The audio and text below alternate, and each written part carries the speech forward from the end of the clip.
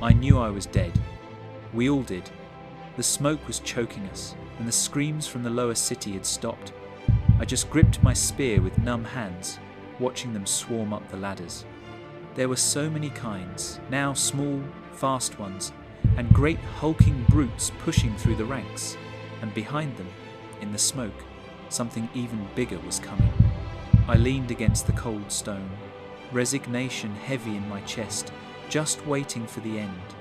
Then the fog parted. It wasn't an army, it was one man. He wore heavy, hooded robes, the colour of wet desert sand, and carried a simple wooden staff. He wasn't charging. He was just walking calmly, straight into the teeth of the horde. From up here, it looked like madness. But as he got closer, the impossible happened. The demons, those mindless killing machines, they stopped. They hissed and recoiled, their red eyes wide with what looked like fear. A clear circle opened up around him as he continued his slow, deliberate walk toward the wall, the hulking shapes in the fog looming over him. I leaned over the battlements, shock replacing my despair, unable to believe what I was seeing. The silence didn't last. With a collective roar that shook the stones I was leaning on, the front ranks of the horde lunged. A dozen demons closed the distance in a heartbeat, claws raised to tear him apart. It was too much. I close. That's all I did, just blinked. When my eyes opened, the lunging demons were gone. Not knocked back, not wounded, gone. They had been vaporized into swirling clouds of golden ash. The man hadn't moved from his spot, but his staff was held in a different position. He had wiped out an entire attack wave faster than I could open my eyes. I stared, frozen, my mind unable to process the piles of ash where monsters had stood a second before. Then he moved. It wasn't a simple strike. As he swung his staff, a massive arcing wave of pure golden energy erupted from it, slicing through the air like a blade of light. I watched as the wave crashed into the horde. It didn't just kill them.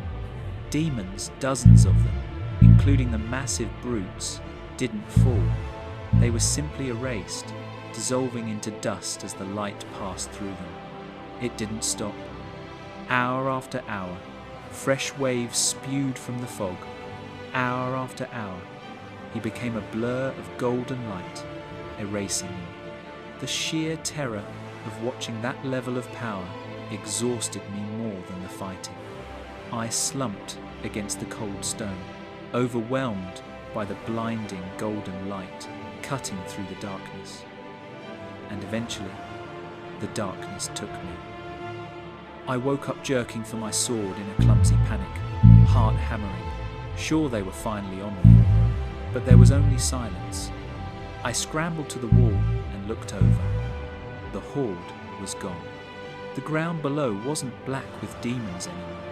It was covered in deep, shifting drifts of grey-gold ash that blew in the cold morning wind like snow. The sun was just cresting the horizon, casting a pale light over the smouldering ruins of the lower city. The hooded figure was already walking away into the distance, his task complete. I stared out in disbelief, alive, but terrified by the power that had saved us. I don't know how long I stood there, staring at the ash.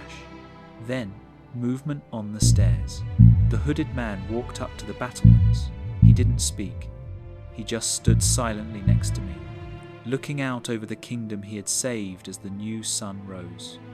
His presence was heavy, ancient, and terrifyingly calm. I looked at the figure beside me, clad in the same humble brown robes, and knew the world had just changed forever.